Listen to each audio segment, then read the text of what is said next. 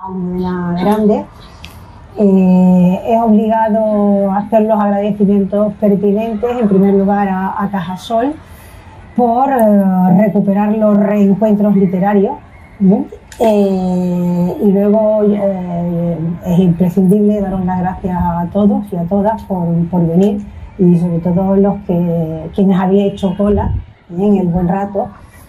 Y yo personalmente le quiero dar las gracias a Fernando Santiago, que no lo veo, pero por ahí estará, ahí, porque fue al que se le ocurrió que yo te presentara un día en una situación un poco particular. Me hablé de Luis Almudena y le digo, háblate Luis García Montero y Almudena Grande, y le dice, sí, digo, pues yo soy una fan, me lo he leído todo. Dice, sí, ¿no? Pues tú la vas a presentar. Vale, con el convincente argumento de, y no vale rajarse. Vale, bien. Hiciste aquí la presentación de la madre de Frankenstein, así que una presencia habitual. Por eso yo quería comenzar, para darte de nuevo la bienvenida, leyendo un fragmento de una de tus obras que vais a identificar inmediatamente, y que aunque hoy es una tarde muy apacible, pero podían haberla hecho. Dice así: sin embargo, cuando se quedó sola, abrió todas las ventanas del salón y salió al jardín. El levante entró en su casa con el ímpetu de un enamorado impaciente. Agitó las cortinas, acarició las hojas de las plantas, levantó las esquinas del periódico de aquella mañana, se coló por las rendijas y entre las aspas del ventilador, pero no trajo consigo recelo ni inquietud ni la desconcertante amenaza del desorden. Nada se rompió, nada se perdió, ningún papel se estrelló contra la pared del fondo con la docilidad sumisa y desarticulada de las víctimas. Aquel levante era solo alegría.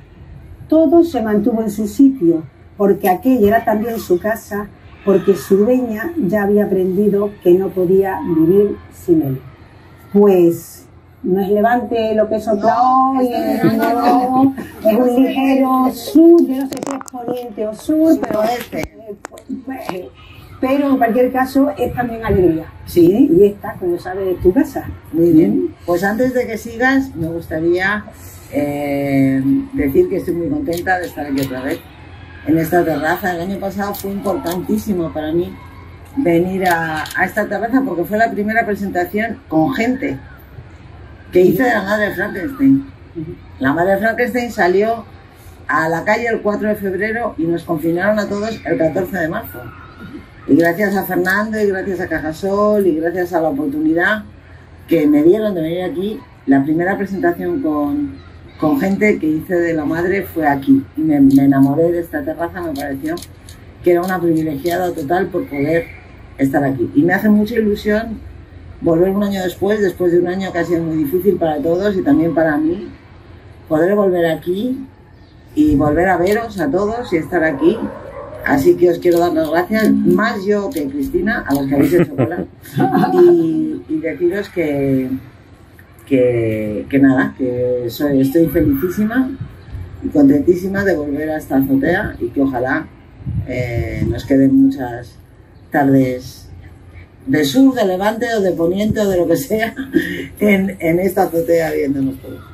Fernando ya te tiene fichada, Bueno, sí, claro. Eso, por ahí no va a haber problema. Bueno, todo el mundo conoce a Almudena Grande, así que voy a ser muy breve. Una escritora que empieza a finales de los 80, Esclavicí, el 89, ¿no? Con Marena es un nombre de tango, que tiene una trayectoria imparable, imparable porque realmente no ha parado de trabajar en estos 30 años, infatigable.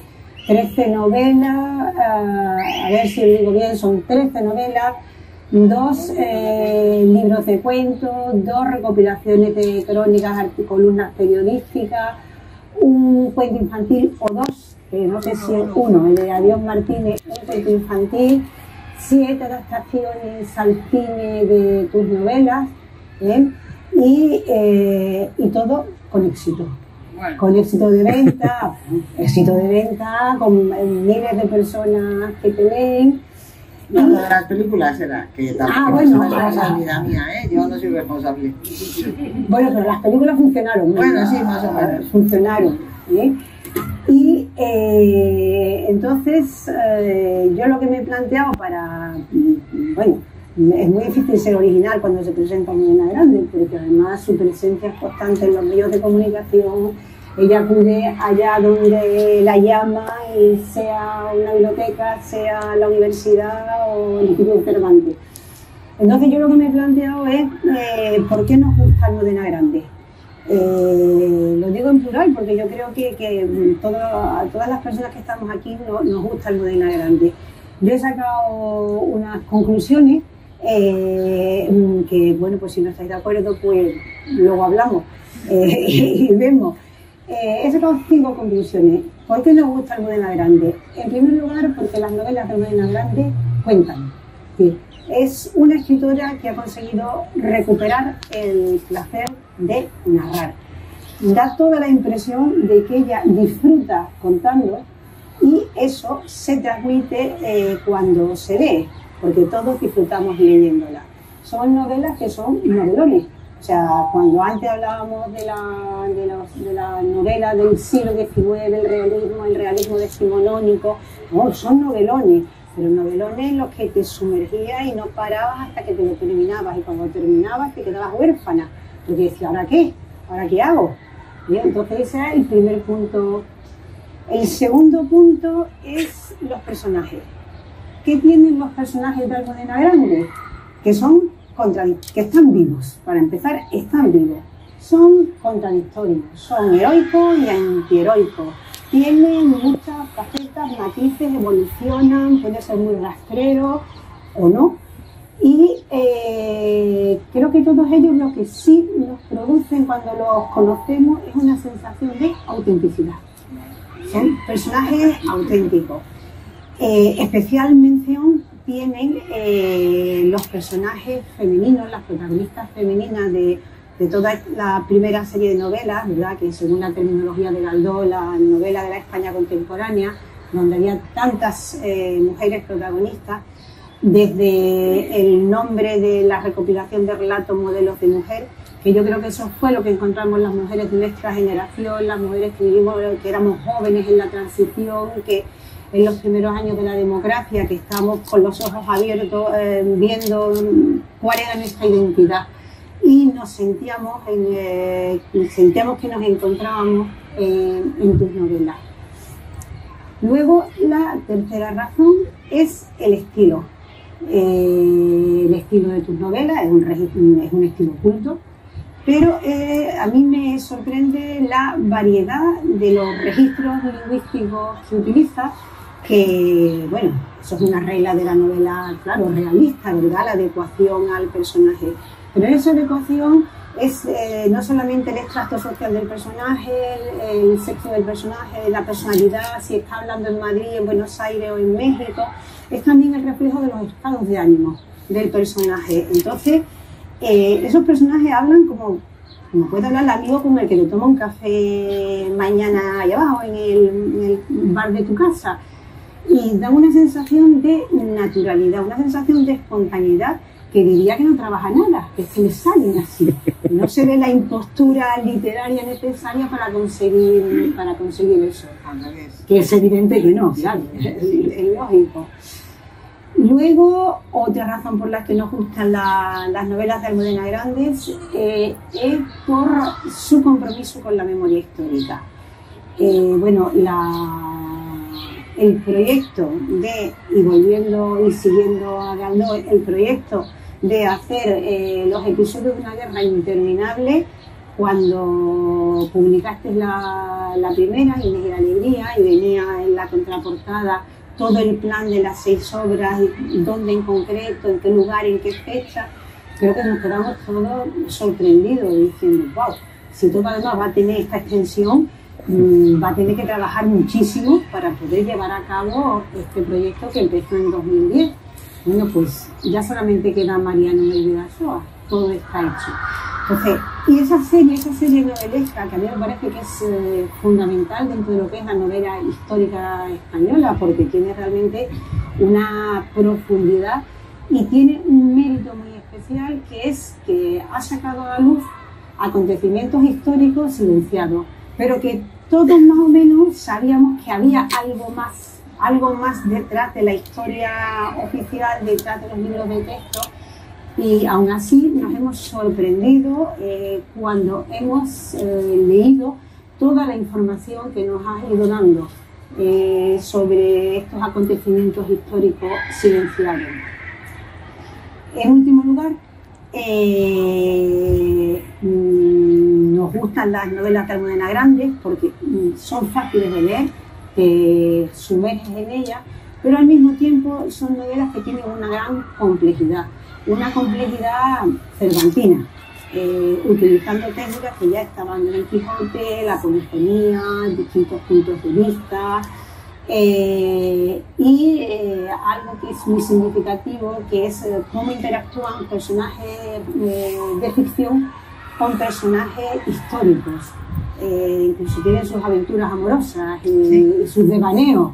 Y además, cómo de una novela a otra saltan los personajes. Que ahora resulte que el doctor García se haya casado con la hermana mayor del psiquiatra Germán Velázquez, que estaba en su hija, que bueno, entonces lees la novela y lees la última y dices, bueno, esto es un barrio, aquí todos se conocen estos personajes, lo cual le da todavía más sensación de verosimilitud o de autenticidad. En conclusión, desde mi punto de vista, que supongo de compartir, yo creo que es una de las voces narrativas más completas, más serias de la novela española de la actualidad, con un gran peso. Y me sorprende que, voy a hacer aquí la reivindicación como profesora, me sorprende que todavía profesora de secundaria, que todavía a día de hoy, cuando se revisan los manuales de literatura donde se estudian los alumnos de secundaria y de bachillerato, aparecen muy pocas mujeres. Antes no aparecía nada más que Santa Teresa, Rosalía y Pardo Bazán citada.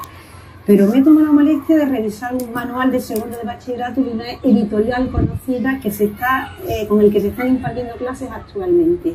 No hay ni un texto de una escritora. Estamos hablando de un manual de literatura contemporánea, que empieza a principios del siglo XX. No hay ni un texto de una mujer en todo el manual. Y algunas aparecen citadas al margen, simplemente citadas. Solo Carmen Laforest se merece 2 párrafos y una pequeña foto, de las demás nada. Entonces, bueno, creo que va siendo hora de que las novelas de Almudena Grandes pasen a ser leídas por la comunidad secundaria y desde luego que entren ya en los manuales de literatura, ella y tantas como ella, que lo merecen ampliamente. Tiene premios desde que empezó hasta ahora. No me lo sé, ni los voy a decir todo, pero bueno, empezó con el premio de la sonrisa vertical por las edades de Lulú, luego ha tenido premios prestigiosos como el Sor Juana Inés de la Cruz, que es un premio muy importante en el mundo hispano, de la Fundación Hermanos Lara, de la Crítica, Premio Nacional de Literatura por Los pacientes del doctor García. Un premio muy singular, como es el nombramiento como doctora honoris causa en la UNED en 2020. Y luego una serie de reconocimientos, pero estos reconocimientos me gustaría engancharlos a la primera pregunta. ¿Sí te parece? Me parece muy bien lo que tienes. Entonces, tiene por lo menos 2 o 3 calles con tu nombre, una en Getafe, una calle en Conil, una avenida en Rota, que tú llevas tanta Rota que no sé, eso de pasar por tu propia avenida es una sensación. Sí, es muy emocionante. Siempre vamos a las visitas para hacer la tontería. Mira, vamos a nuestra calle. Tengo también un colegio eso es lo siguiente. Y varias bibliotecas, que es lo que más ilusión me hace. Eso es lo que te iba a preguntar, bueno, de saber que tiene bibliotecas municipales, sí, colegio público en Las Morillas, ¿no? En Málaga. En Málaga, con tu nombre, eso supongo que debe ser... Hombre, eso es una cosa que normalmente se me olvida. O sea, la inmensa mayoría de los días de mi vida no me acuerdo. Pero es verdad que cuando tengo ocasión de recordarlo, pues son cosas que impresionan a una misma, ¿no? O sea, y no sé, bueno, los reconocimientos siempre son como una lotería, ¿no? Siempre hay un factor como de suerte o de conveniencia de haber estado en un momento justo. Yo en ese sentido, como soy una escritora muy del siglo XX e incluso del XIX, yo creo que el único reconocimiento que merece la pena de verdad son los lectores. El único premio al que puedes aspirar, el único premio que no se puede amañar, el único premio que no se da por conveniencia política, el único premio que no se puede comprar son los lectores, ¿no? Y para mí los lectores son súper importantes, eso lo he dicho siempre también, porque en los últimos tiempos cuando se habla del papel de los lectores en la literatura no suelen salir muy bien parados, ¿no? Porque siempre hay como lo de que, bueno, la invasión de los lectores en la literatura bajó la calidad, ha docenado la producción, porque ahora todo el mundo quiere hacer bestsellers, porque ahora todo el mundo quiere vender mucho y tal. Y en esta versión tan injusta se olvida algo que para mí es fundamental, y es que los lectores son la libertad de un escritor. O sea, mis lectores son mi libertad. Yo escribo los libros que quiero escribir yo porque hay lectores que me sostienen. Si esos lectores me dejaran de sostener, tendría que empezar a escribir los libros que quieren otros que escriba. Tendría que empezar a escribir los libros que quisieran que escribieran los editores, pero no. Como yo tengo unos lectores maravillosos, pues escribo los libros que yo quiero, y eso es lo que me permite hacer marcianadas como la serie de los episodios, por ejemplo, ¿no? Que tú lo has comentado antes. Yo cuando empecé con los episodios fue porque, bueno, a raíz del Corazón helado, cuando yo escribí El Corazón helado, yo tenía la sensación, como creo que tienen muchísimos españoles, de que yo con lo que sabía de la guerra civil ya era suficiente, ¿no? O sea, yo dije, no, pero yo en realidad, yo estudié historia en la universidad, ya la guerra civil me la sé. Tenía un par de problemas en esa novela, ¿no? Tenía que documentar la División Azul, que es un tema incomodísimo, sobre el que todavía hoy se ha empezado a investigar muy recientemente, porque durante décadas fue un tema muy, muy incómodo. Y luego, además, a mí me interesa un poco indagar en la segunda generación del exilio. Porque los españoles, hasta hace poco, teníamos una visión del exilio que eran dos fotofijas.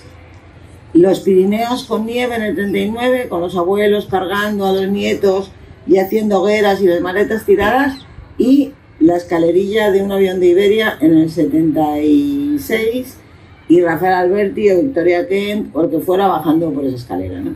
Y yo pensaba, bueno, pero entre esas dos imágenes pasó tiempo suficiente como para que nacieran los hijos de estas personas, y me interesaba mucho qué podía pasar con ellos, cómo se sentían. Una cosa que me impresionó un montón en una novela de Jorge Semprún, que no me acuerdo cuál es en este momento, pero yo había leído una cosa que me había helado la sangre en una novela de Jorge Semprún, de un hijo de un exiliado que decía: y además estoy hasta los cojones de Lorca, no me gusta Lorca, no voy a leer a Lorca, ¿no? Y yo dije, bueno, a ver, ¿qué ha pasado aquí? ¿Y qué pasó? Que intentando cubrir esas dos lagunas, lo que descubrí fue que en realidad yo no tenía ni idea. O sea, que lo que yo creía que valía, lo que yo creía que sabía de la guerra civil, eran 4 lugares comunes que tenían que ver con la versión oficial, pero que yo no sabía nada. Entonces, me enganché a la guerra civil como se enganchan los niños a los videojuegos. O sea, nunca tenía bastante. Y empecé a leer y a leer y a leer, y era como una fila de fichas de dominó que tiras la primera. O sea, cada libro que me leía me sugería 4 libros que me tenía que leer. Cada uno de esos 4 libros me llevaba a otros 4 libros que me tenía que leer. Y así estuve enganchada, pero muchos años. Pero muchos años, más de 10. Yo cuento, porque tiene gracia, yo tengo una hija entonces pequeña, cuando yo empecé con todo esto, porque nació en el 97, ahora nos va a hacer abuela, no me va a hacer abuela, pero entonces, me acuerdo, pues eso, en el 2000 y algo, vino del colegio y entró en el salón y me dijo, y me miró y con voz de preocupación para una niña de 8 años, me dijo, mamá, ¿por qué ves siempre la tele en blanco y negro? Porque ella debió pensar, a mi madre le ha pasado algo, todo el mundo ve la tele en color, porque yo siempre estaba viendo cine español, solo oía música española y solo leía libros sobre la historia de España. Y en ese proceso me fui encontrando con historias maravillosas que yo no sabía, vamos, que yo ni me podía imaginar que hubieran podido existir. Me voy a quitar el sombrero porque es que era un poco duro lo del sol en el sitio en el que me he colocado. Entonces, luego me hace gracia, porque claro, yo cuando saqué Inés y la alegría, iba a cualquier radio a hacer una entrevista y lo primero que me decía el periodista es, me vas a perdonar, pero es que yo de esto no sabía nada. Y yo decía, no, si es que no te tengo que perdonar porque yo tampoco sabía nada. O sea, yo me encontré con la invasión de Arán en el epílogo de un libro sobre la guerrilla de un historiador que se llama Secundino Serrano, y en ese epílogo él, que él sí sabía, porque es un historiador experto en la guerrilla, yo lo que leí fue, esto cojaría después en la invasión del Valle de Arán de un ejército de 4.000 hombres que mantuvo el valle en su poder durante 9 días, y yo dije, perdón, o sea, tuve como una especie de taquicardia de decir, pero ¿esto cómo puede ser?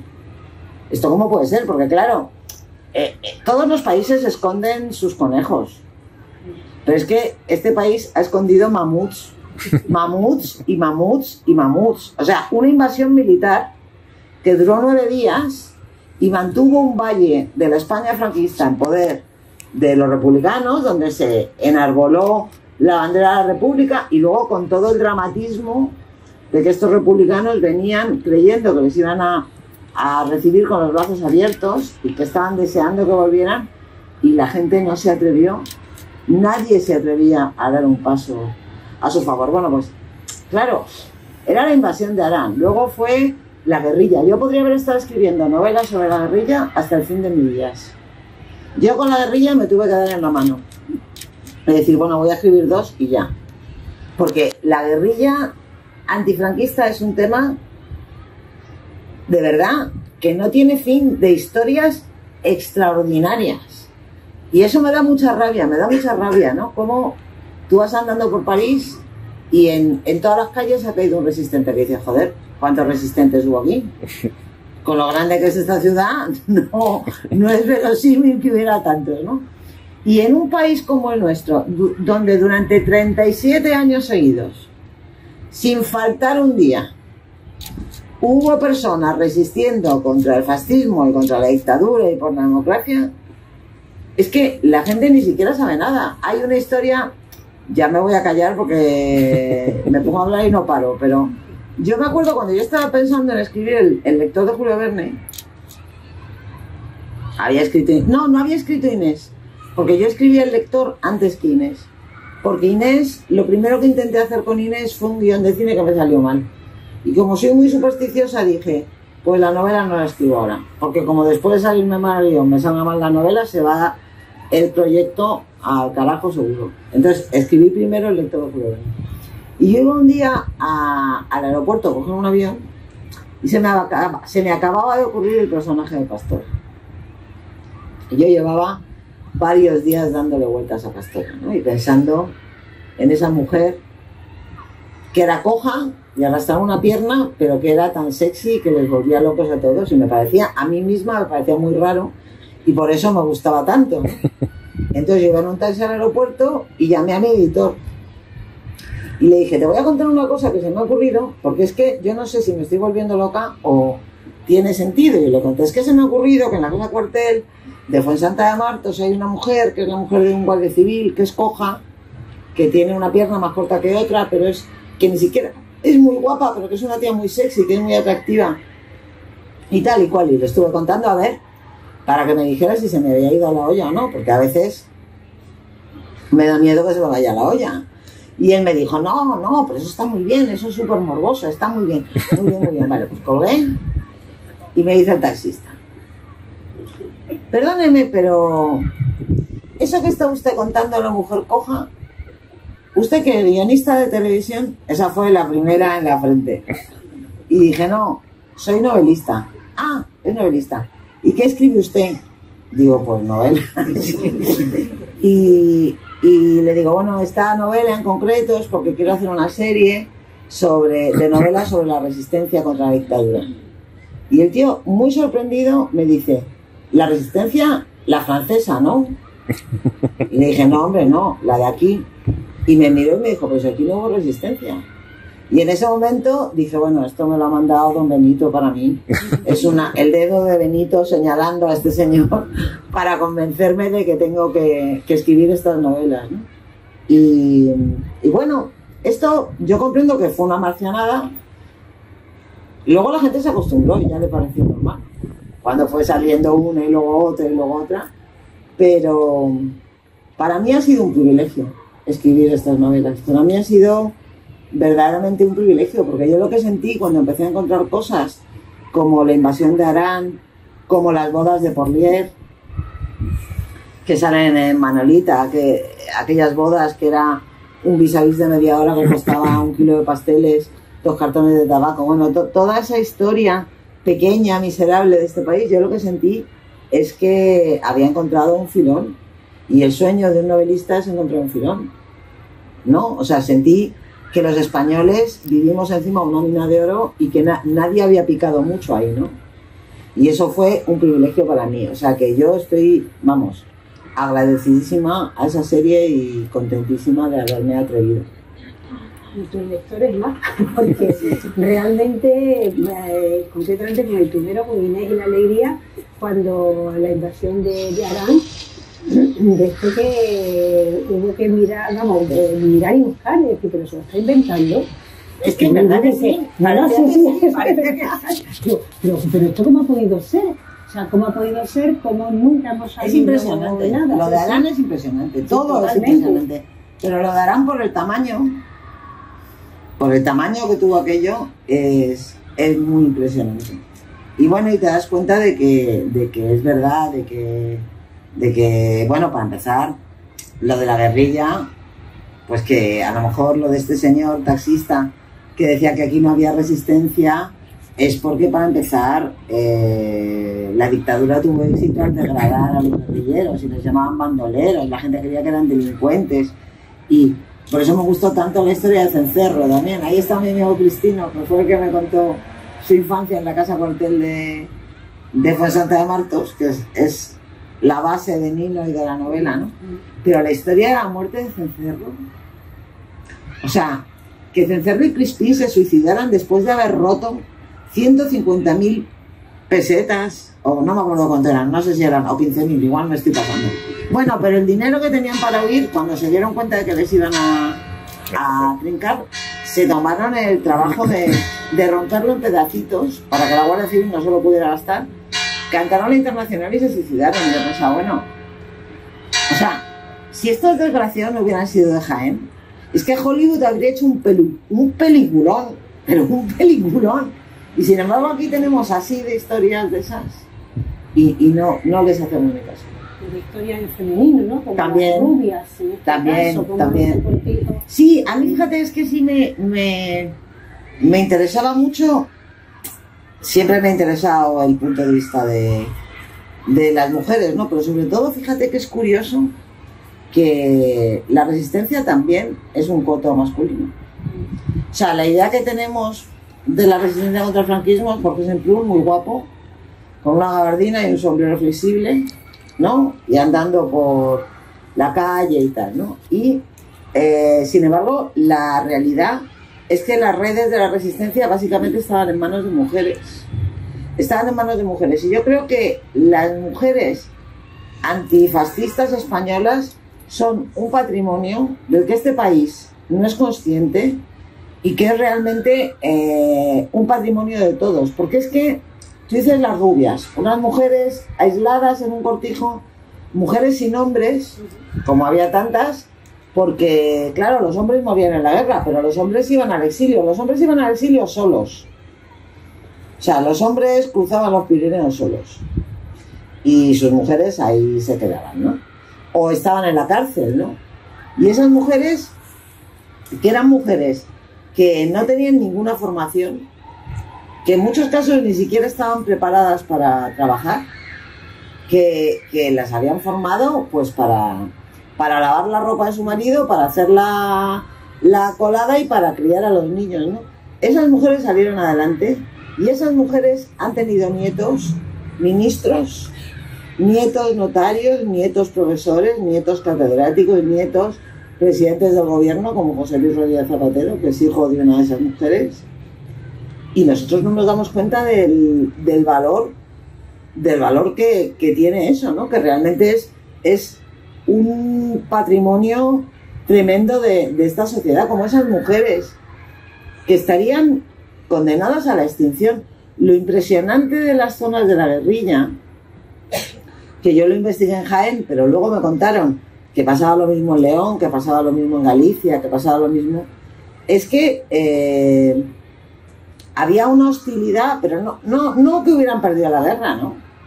No era ya que hubieran perdido la guerra, no. Es que la Guardia Civil ejercía una hostilidad constante contra ellas. En Jaén, por ejemplo, donde en toda España el esparto, que es una hierba que crece en el monte, se declaró monopolio nacional. Y había un Servicio Nacional del Esparto, que era el único organismo que estaba autorizado para coger esparto y para comerciar con el esparto. Entonces, estas mujeres, que su modo de vida era hacer pleita, que es como trabajar el esparto así vasto, hacer como una especie de tira que luego vendían, o por ejemplo lo que llamaban la recoba, ¿no? Revender, ir por los cortijos a comprar huevos o a comprar verdura, porque claro, en esos cortijos tan diseminados de Andalucía producían más de lo que la familia podía consumir. Entonces estas mujeres se levantaban antes del amanecer, iban recorriendo los cortijos y pues compraban huevos o compraban verdura o compraban lo que fuera, que revendían luego en los pueblos. Bueno, pues eso estaba prohibido porque era extraperlo, recoger esparto estaba prohibido porque era un monopolio nacional, como les pillaran un rollo de pleita se lo quitaban y encima iban al calabozo varios días, ¿no? Entonces, que en esas condiciones de hostilidad salvaje, esas mujeres que no eran nadie, que no estaban formadas en absoluto, que no tenían, aparentemente estaban inermes por completo, consiguieron criar solos a sus hijos y prosperar. Es que a mí me parece una heroicidad. A veces la heroicidad ni siquiera es sobrevivir es una heroicidad, pero prosperar, que llegue un momento en el que ya puedes dormir por las noches porque no tienes que preguntar, no tienes que angustiarte porque les vas a dar de desayunar a los niños al día siguiente. Eso es una heroicidad. Y hay muchas mujeres en España, en las zonas rurales, en las zonas donde hubo guerrilla, que salieron adelante y no somos conscientes del valor que representan la memoria de esas mujeres. Y por eso a mí me apeteció sacar a las rubias ahí. También escribí Las tres bodas de Manolita. Ahí se ve clarísimamente cómo las redes de solidaridad eran femeninas porque los hombres estaban en la cárcel. Entonces, las mujeres las personas que refundaron el Partido Comunista de España eran las mujeres que hacían cola en la cárcel de Porlier. Que hacían cola y eso te lo contaban. A mí es otra cosa que me ha alucinado. Yo me acuerdo de la mujer de Simón Sánchez Montero, Carmen, que estuvo, bueno, se pasó la vida de cárcel en cárcel visitando a su marido, ¿no?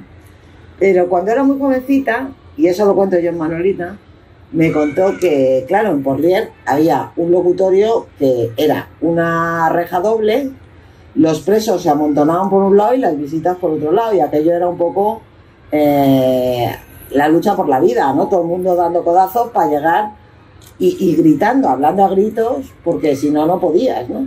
Y entonces ella me contó que un día ella estaba con una amiga y vieron a una de las mujeres con las que coincidían todos los días parada en un pasillo con cara de pasmada diciendo pescadilla. Me ha pedido pescadilla. Y le dijeron, ¿qué te pasa? Y dice, no, que mi marido me ha pedido pescadilla y nunca le gustó la pescadilla. Y con lo cara que es, a ver cómo me las apaño yo para traerle pescadilla. Y al día siguiente, el siguiente día de visita, el marido le echó la bronca porque a él no le gustaba la pescadilla y lo que quería era empanadillas.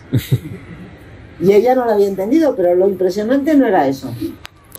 Lo impresionante es que cuando Carmen terminó de contármelo, se echó a reír y me dijo, no sabes lo bien que nos lo pasábamos.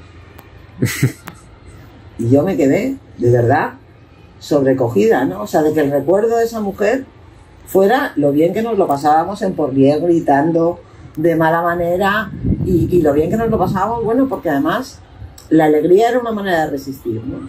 O sea, ellas tenían que tener buena cara y estar contentas para que se jodieran los carceleros. O sea, que allí lo que circulaba es aquí todo el mundo muy erguida y enseñando lo de los dientes de la pantoja, pues lo aplicaron muchísimo antes, ¿no? Y ellas fueron las que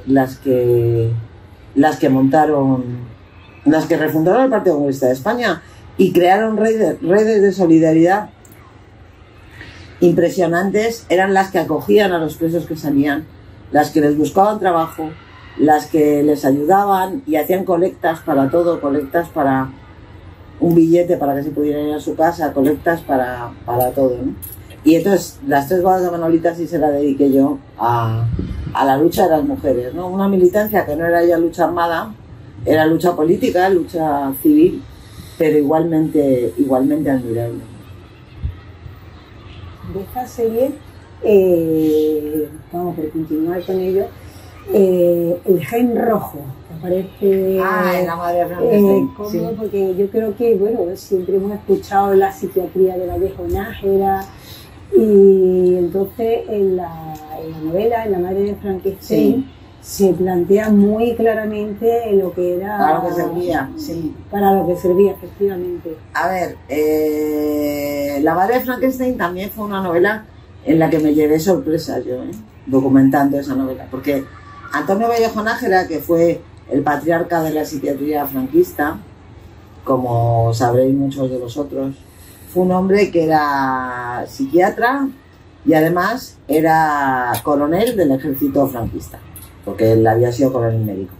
Y antes de todo eso, en el año 32, había sido el perito de la acusación en el juicio a Aurora Rodríguez Carballeira, que es la madre de Hildegard y el personaje alrededor del cual gira la novela. El juicio a Aurora Rodríguez Carballeira fue como un choque de trenes. Como un choque de trenes que presagiaba lo que podría acabar pasando, ¿no? Porque el perito de la acusación fue Antonio Vallejo Nájera y el perito de la defensa fue José Rodríguez Láfora, que fue el patriarca, después del doctor Esquerdo, el patriarca de la psiquiatría progresista republicana, ¿no?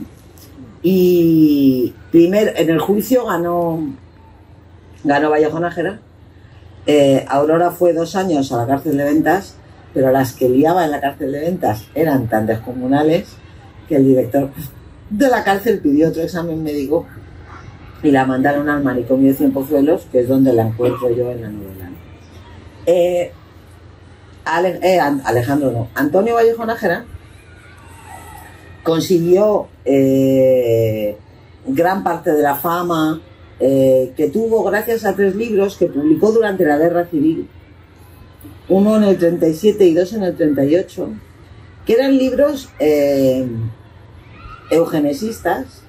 Había uno que se llamaba Eugamia o Selección de Novios, que contaban cómo había que seleccionar a los novios para que los niños nacieran de pura raza española.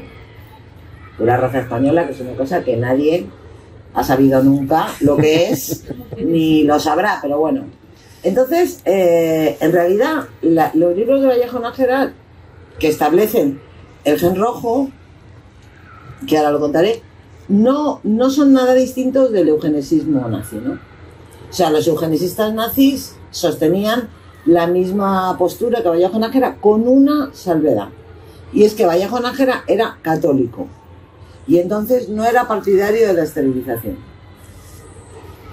Igual que los nazis, lo que querían era esterilizar a las judías y esterilizar a las enfermas mentales y esterilizar a muchas mujeres que no estaban en condiciones de mejorar la raza.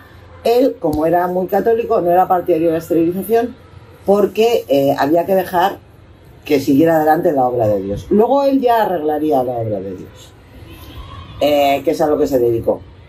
Y entonces la teoría básica de Vallejo Nájera es que existe un gen rojo porque el marxismo... Esto ahora yo comprendo que suena a V de Vendetta completamente, o sea, suena a cómic y da risa, pero no tenía gracia. Que el marxismo es un gen intrínsecamente ligado a la inferioridad mental. Entonces, como los marxistas, pues claro, al reproducirse bajaban el nivel de la raza española, pues, pero como no los podía esterilizar, había que hacer lo que fuera para mantener, digamos, la fe y el nivel de la idoneidad de los niños españoles. Entonces, los marxistas que ya se habían reproducido, pues lo que había que hacer era quitarles a sus hijos, porque entregándoselos a familias ejemplares, católicas, patrióticas, que les dieran una educación virtuosa, se podría contrarrestar, que fíjate tú, qué barbaridad, si era un gen, pero se podía contrarrestar el gen. Entonces, en realidad, el gen rojo de Vallejo Nájera está en el origen del robo de niños, que es un capítulo de la historia universal de la infamia que nos corresponde a los españoles antes que a nadie más, muchísimo antes de que se practicara el robo de niños en Latinoamérica, se practicó aquí, y que también, de alguna manera, bueno, pues amparaba la represión feroz de la población, claro, porque es que los marxistas había que fusilarlos, porque si no los fusilabas, es que igual tenían más hijos, que eran más imbéciles y que bajaban el nivel. Esto lo cuento, esto en los institutos a veces los niños se ríen, porque yo soy consciente de que ahora mismo parece un chiste, pero es verdad. De la misma manera te digo, cuando yo escribí la novela, yo he oído hablar muchas veces de López Ibor. López Ibor era el otro gran psiquiatra español del franquismo. Vallejo Nájera era el que cortaba el bacalao, era el que tenía poder, pero López Ibor era el que ganaba dinero. Fue un hombre que se hizo multimillonario con una consulta privada en la que, entre otras cosas, pues enganchaba a los depresivos al pentotal, o sea, hacía un montón de cosas muy cuestionables. Pero yo había oído la leyenda de la lobotomía a la que sometía a los homosexuales para curarlos, y a mí me parecía un poco una leyenda urbana. O sea, era la típica cosa que me daba como miedo, ¿no? Me daba miedo porque siempre, cuando yo escribo estas novelas, siempre tengo muchísimo cuidado con la documentación, porque soy muy consciente de que cualquier error perjudica a la causa de los míos. O sea, que si me paso medio centímetro en una dirección, van a decir: esta que manipula, esta que miente, esta que no sé qué, y va a ser. Entonces lo de López Ibor lo conté como una hipótesis, pero investigando, llegué a una conferencia que dio López Ibor en San Remo en 1973 en un congreso de psiquiatría, una conferencia publicada que salió en los periódicos, en la que alardeaba de que él, como psiquiatra penitenciario, había tratado a varios homosexuales que estaban en la cárcel, y en el caso de uno de ellos, después de practicarle una lobotomía, habían constatado que tenía problemas de memoria y de visión. pero parecía sentirse ligeramente más atraído por las mujeres. O sea, el pobre señor era una mata de habas, pero se suponía que...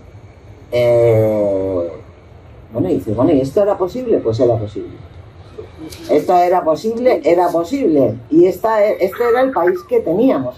Y en el caso de los manicomios, y en el caso de la salud mental, que es una población tan absolutamente desprotegida, ¿no? Tan inerme y tan a la merced yo qué sé, de los elementos casi, ¿no? Pues, claro, lo que fue la dictadura y lo que fue la moral católica del franquismo, pues hizo estragos, o sea, tuvo una importancia, una influencia enorme sobre la vida de la pobre gente, ¿no? Totalmente. Yo te quería preguntar, siguiendo con los episodios de Una guerra interminable, con toda la documentación, tú al final de las novelas hay un epílogo en el que vas explicando las fuentes documentales, la larga lista de personas que te han ayudado aquí, allí, que te han dado...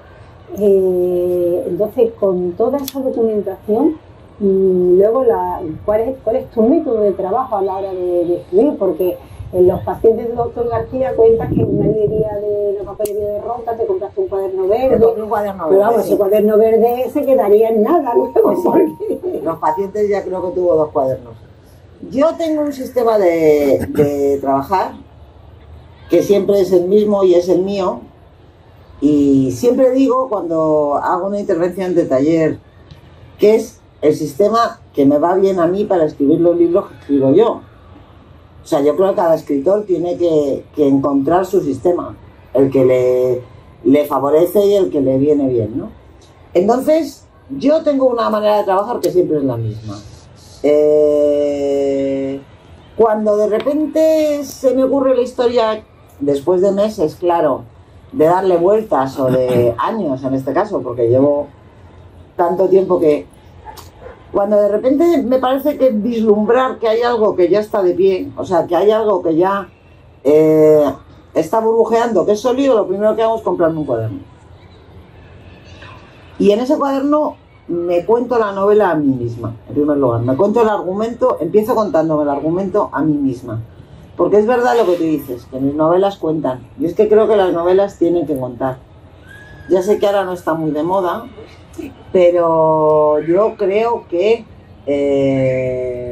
las novelas tienen que contar, que es un rasgo absolutamente imprescindible del género, ¿no? Me da igual que cuenten autoficción, que cuenten ficción, que cuenten ciencia ficción, que cuenten una biografía, pero en una novela tiene que haber una historia, y esa historia tiene que tener un argumento. Entonces lo primero que hago es contarme el argumento a mí misma. Me lo cuento bien, con adverbios y con adjetivos y con todo, porque he descubierto que si me lo cuento mal no me sirve de nada. Entonces yo me pongo a escribir como cuando era pequeña, y entonces escribo bien, cuidando el estilo, incluso en el cuaderno, y me cuento el argumento. Y ese es un ejercicio fundamental para que yo pueda ver si la novela está de pie o si no está de pie. O sea, si va a ser una novela que se va a aguantar o que no se va a aguantar. Y el ejercicio de escribir el argumento me ayuda muchísimo para completarlo, para ver otras posibilidades que no se me han ocurrido, para ir a otros sitios, para que yo me dé cuenta de por dónde tengo que ir. Entonces siempre estoy escribiendo el argumento durante muchos meses, ¿no? Pero después del primer arreón, digamos, lo que hago es trabajar los personajes. Entonces cuento la historia de cada personaje. Antes de ponerles en relación entre sí, me cuento a mí misma la historia de cada personaje. Y procuro saber más de los personajes de lo que voy a usar. O sea, no me importa nada irme por las ramas y contarme cómo era el personaje de pequeño, o cuál fue su vocación frustrada, o lo que fuera, ¿no? Porque yo sé que eso luego, todo lo que escriba además, le da solidez al personaje, ¿no? Aunque eso no lo use luego, pero el personaje va adquiriendo como corpulencia, ¿no? Con eso. Entonces primero me escribo, me cuento los personajes de uno en uno y luego me los cuento a veces por parejas. Personajes que tienen relación entre sí o tal, ¿no?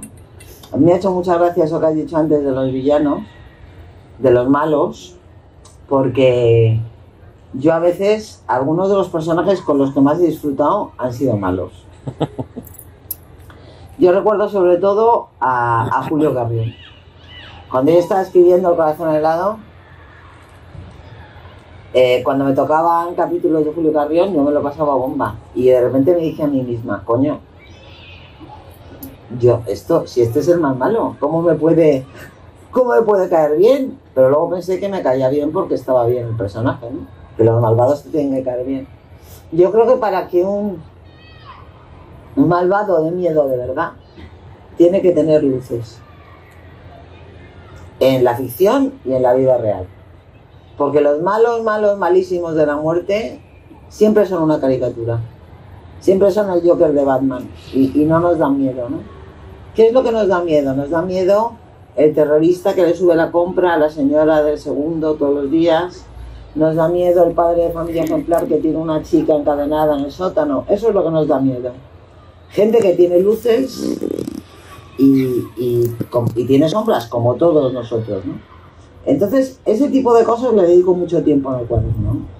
A buscar las contradicciones, porque a mí no me gustan los héroes. Mis personajes nunca son héroes. A veces son héroes a su pesar.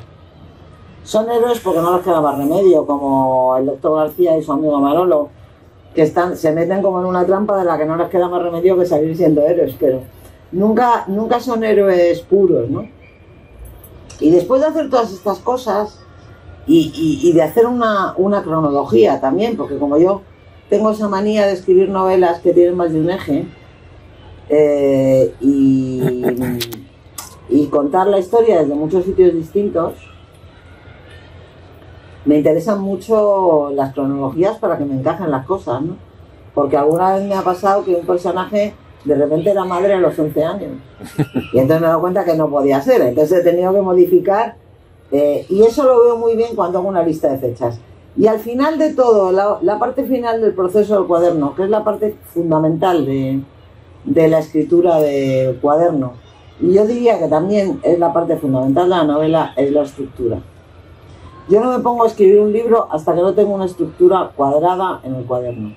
Una estructura quiere decir una lista de capítulos en los que sé qué voy a contar en cada uno. Que luego lo cambio, porque luego ya cuando ya llevo 14 capítulos cambio de opinión y ya ni la miro. Pero yo para empezar a escribir necesito tener esa lista. Y entonces la estructura no me sale nunca a la primera. Siempre estoy mucho tiempo trabajando, la puedo estar meses. Normalmente mis novelas pues hago 3, 4, 5 estructuras, ¿no? Pero para mí la estructura es fundamental y fíjate que, bueno, es una cosa de la que no se habla. O sea, los críticos literarios, cuando estudian una novela o cuando hacen una crítica en un periódico, hablan del estilo, del argumento y de los personajes, y nadie se fija nunca en la estructura del libro. Y a mí me parece que la estructura de las novelas es fundamental, porque una novela es como una casa. Entonces, una casa muy fea pero sólida tiene arreglo infinitamente, porque puedes abrirle ventanas, puedes cambiarle la puerta de sitio, puedes pintarla, puedes amueblarla, puedes ir por aquí, por allí. Pero una casa preciosísima que no tiene cimientos se cae. ¿Qué es lo que pasa con las novelas sin estructura, no? O sea, que empiezas a leer y dices, bueno, ¿esto qué es? Perdón. Hemos empezado en el siglo XVI con un lancero húngaro, ahora estamos en el siglo XX con un manuscrito encontrado, ¿sabes? O sea, estas novelas que se organizan solas como por acumulación de cosas que se le van ocurriendo al escritor. Pero es que además yo creo que la estructura tiene un valor expresivo fundamental, porque es la válvula que regula la relación entre el lector y el personaje. O sea, en una novela, creo yo, hay momentos en los que conviene mucho que el lector sepa más que el personaje. Y hay momentos en los que conviene mucho que el personaje sepa más que el lector. Y hay momentos en los que tienes que gestionar que unos personajes sepan y otros no sepan, que unos vayan por delante de otros. Todo eso lo que lo regula es la estructura. Entonces yo le concedo mucha importancia a la estructura y trabajo mucho la estructura de las novelas. Y hasta el punto de ponerme un poco insoportable, porque soy muy flexible y muy prusiana, fíjate tú, con este aspecto que tengo, ¿no? Entonces me gusta que todos los capítulos midan lo mismo, que la densidad narrativa esté equilibrada, que no haya ningún capítulo, ninguna parte de un capítulo que no cuente nada, eso me saca de mis casillas. Entonces yo siempre procuro, pues eso, equilibrarlo todo, que todas las partes sean simétricas. Yo soy un poco neurótica con esto, pero yo siempre digo que si la estructura de una novela fuera una cifra, fuera un número, tendría que dar 0 o 100. No podría dar 37,4 ni 75,9, ¿no? O 0 o 100.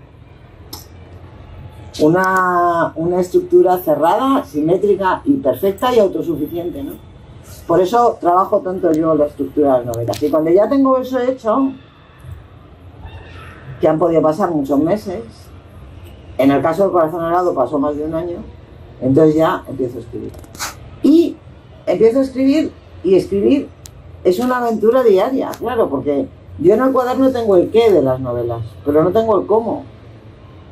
Tengo lo que quiero contar, pero no sé cómo lo voy a contar. Y la literatura con lo que tiene que ver es con el cómo, no con el qué. Con lo cual, después de tanto tiempo preparando la novela, empezar a escribir es una aventura cada día, ¿no? Pero eso es lo bonito de este oficio. Y en ese momento aparecen personajes que cogen vuelo propio, eso es algo que comentan, o tú lo tienes ya cerrado. Yo tengo la impresión de que esto tiene que ver con lo de los personajes que se amotinan, tiene que ver con la madurez de los narradores, ¿no? Yo cuando era jovencita, sobre todo en Las edades de Lulú, que Las edades de Lulú no iba a ser la novela que es, pero se fue por donde le dio la gana, a ella, ¿no? Y a mí me pasaba esto todo el rato, ¿no? Que de repente los personajes iban por donde querían, yo tenía una intención de contar de una determinada manera y de repente decía, pues no, mira este camino secundario, qué bonito es, me voy a ir por aquí, y entonces luego yo no sabía cómo volver, pero ya se ramificaba otra cosa y tal. Bueno, eso me pasaba al principio. A mí ahora no se me amotina ni Dios. O sea, en mi novela pasa lo que yo quiero que pase, en el orden en el que yo quiero que pase y de la manera que yo quiero que pase, y no pasa nada más, porque vamos, es que como me intenten decir algo, es que ni les oigo, ¿sabes? O sea que no. Eso yo creo que es una cosa que tiene que ver con la madurez, con la seguridad en uno mismo, ¿no? Alguna vez también has dicho que a ti no te cambia ni Dios tus personajes. No, que no, no. tú haces con tus personajes lo que yo quiero. Son tuyos. Hombre, claro. No van a hacer ellos lo que les dé la gana, ni de coña, no. No, aquí todo el mundo hace lo que quiere yo. Que para eso trabajo tanto. A mí me gustaría volver al principio, porque tú has comentado muchas veces que siempre quisiste ser escritora, y que eres escritora gracias al fútbol, y que eres escritora gracias a la vanidad. A la soberbia. A la soberbia, ¿no? A la soberbia. Sí, no es lo mismo vanidad que soberbia, es muy diferente. Sí, no es lo mismo, efectivamente. Pues mira, yo es verdad que siempre he querido ser escritora. Bueno, yo me recuerdo a mí misma de muy, muy pequeña queriendo ser azafata o enfermera, que era lo que queríamos ser las niñas de mi edad. Pero muy, muy pequeña, ¿no? Luego ya yo quería ser escritora y yo empecé a escribir gracias al fútbol, es verdad. Porque cuando yo era pequeña, que tenía 7 años, 8 años, 9 años, en España solo había un canal y medio de televisión. Estaba la televisión y luego estaba el UHF, que era una cosa que no se sabía muy bien qué era. Y solo había un partido de fútbol a la semana. Parece mentira, yo creo que los jóvenes se volverían locos al pensarlo, pero solo había un partido de fútbol a la semana. Entonces el partido de fútbol era un acontecimiento semanal. Y yo vivía en Madrid muy cerca de mi abuelo paterno, y mi padre todos los domingos iba a ver el fútbol con su padre. Entonces todos nos movíamos, salíamos de mi casa, íbamos a casa de mi abuelo, que estaba muy cerca, en la calle Fuencarral. Y claro, ¿y allí qué pasaba? La casa de mi abuelo era una casa típica de Madrid en el siglo XIX, que son casas que no tienen pasillo. Eso llegó en el siglo XX. O sea, había como habitaciones exteriores que comunicaban con habitaciones interiores. Bueno, pues la casa de mi abuelo tenía la televisión estaba en un salón que comunicaba con el comedor, que comunicaba con un gabinete que se había convertido en un cuarto de estar. Entonces los hombres tenían que ver el fútbol, los niños teníamos que estar callados.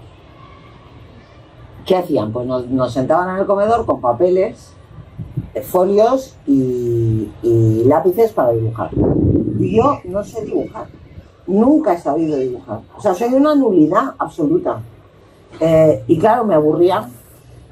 Los niños que no saben dibujar se aburren, porque yo intentaba hacer cualquier animal y me salía una vaca mal hecha. O sea, daba igual lo que yo quisiera. Una vaca con joroba, si era un camello, una vaca con trompa, si era un elefante. O sea, yo dibujaba muy mal y me ponía pesada, ¿no? Entonces una tía abuela mía me dijo un día: ¿y a ti que te gusta tanto leer, por qué no escribes algo? Porque es verdad que a mí me gustaba leer. A mí toda la vida lo que más me ha gustado en este mundo ha sido leer. Y entonces yo empecé a escribir cuentos los domingos por la tarde en el comedor de la casa de mi abuelo. Un cuento que siempre era el mismo porque nunca me daba tiempo a acabarlo. Y yo era jartible, como decís aquí, ya desde pequeñita. O sea, yo era de largo aliento desde pequeñita. Y como no me daba tiempo a acabarlo, yo lo empezaba otra vez. El domingo siguiente lo empezaba otra vez. Y nada, eso fue lo primero que yo escribí. Que era una cosa que era como muy autobiográfica también y tenía sentido. Porque yo, cuando era pequeña, lo que más rabia me daba en este mundo y lo que más nervioso me ponía era que me dijeran que yo no era hija de mi madre. Tú no eres hija de tu madre, que a ti te recogieron debajo de un puente. Tú no eres hija de tu madre, que a ti te recogieron de unos gitanos. Tú no eres hija de tu madre. Fíjate, yo como soy de la raza calé, tan de la raza calé, pues que mi madre era igual de morena que yo, exactamente igual, y encima llevaba moño. Bueno, pues como el miedo es libre, yo miraba a mi madre y yo decía: ¿y si es verdad? Porque la debía ver yo muy blanca y muy europea, yo qué sé. Y yo pensaba: ¿y si es verdad? Y si yo no soy hija de mi madre, y eso era lo que más rabia me daba, y lo que más miedo me daba y lo que más me hacía sufrir de todo. Entonces escribí un cuento para combatir a mis propios demonios, ¿no? El cuento contaba básicamente, era como un culebrón, la historia de una niña que vive con su padre y su madre la pierde un día en el parque. Entonces pasan unos gitanos de un circo, se la llevan, luego pasan muchos años, la niña se vuelve a perder en el mismo parque y su madre la encuentra y se la lleva a casa, y de repente un día la mira con ojos de amor verdadero y entonces dice: esta es mi hija a la que perdí. Y entonces el cuento terminaba, que nunca terminó porque no me daba tiempo, con mi protagonista dando cortes de manga a todos los que le habían dicho: tú no eres hija de tu madre, que te han recogido de unos gitanos, ¿no? Y eso fue lo primero que yo escribí. Esos cuentos de casa de mi abuelo. Y lo de la soberbia es otra historia, porque claro, yo quería escribir, yo siempre había querido escribir y decidí, es que me he traído muchas cosas, porque ya sabía yo lo que iba a pasar. Y a ver si no me perjudico el micrófono. Entonces, bueno, pues yo quería escribir,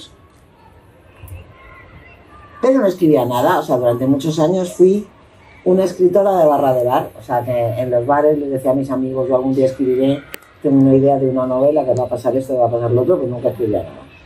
Yo trabajaba en aquella época de escritora de encargo. Escribía a destajo para una editorial.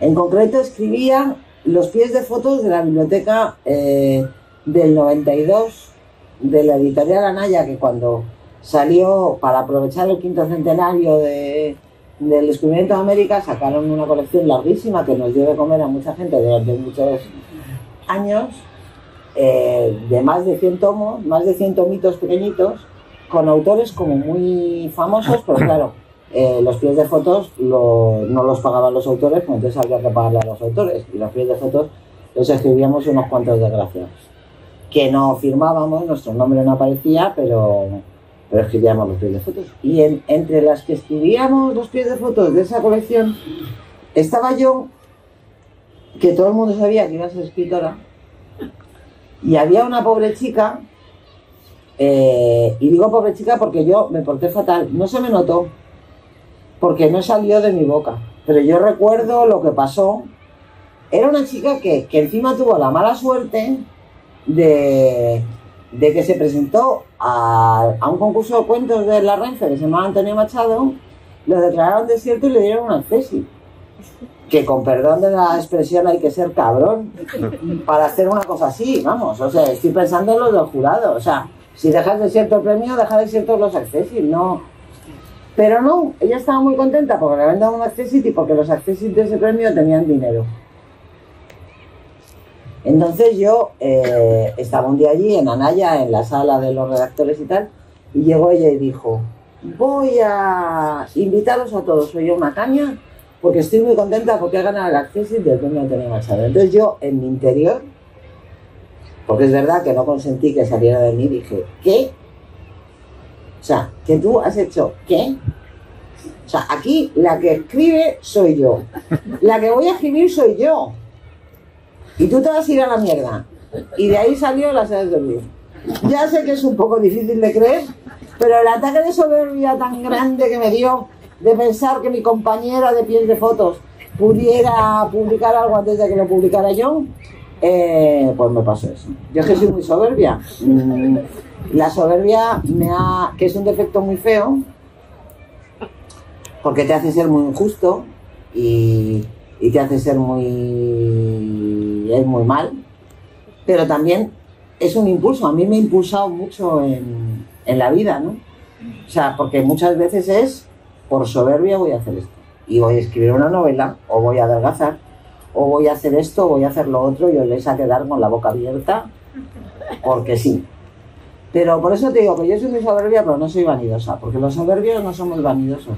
Porque como nos importa una mierda la opinión de los demás, que son muy inferiores, pues entonces, ¿para qué vamos a ser vanidosos? Bueno, esto lo cuento yo aquí en la intimidad.